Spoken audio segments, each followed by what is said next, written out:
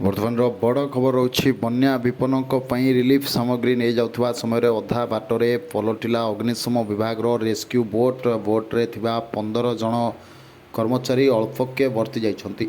बुढ़ाघाट निकट में घटी घटना जाजपुर सिमिलिया पंचायत ओलेपड़ा गाँव को रिलीफ सामग्री नहीं जाउथबा समय बोटटी ओलटि पड़ा सेपटे एबे भी पानी भितर बुड़ी रही बोटटी। तेबे अग्निशम विभाग और एनडीआरएफ कर्मचारी माने पहुंची उद्धार कार्य जारी रखिछन्ति। वर्तमान बड़ खबर रोचे बन्या विपन्न रिलीफ सामग्री नहीं जाउथबा समय अधा बाटरे ओलटिला बोट। तेज बोट्रे 15 जन कर्मचारी अल्पके वर्ती सूचना रही। बुढ़ाघाट निकट में एभली घटना घटी बेले जाजपुर सिमिलिया पंचायत ओलेपड़ा गाँव को रिलीफ सामग्री नहीं जाउथला बोटटी।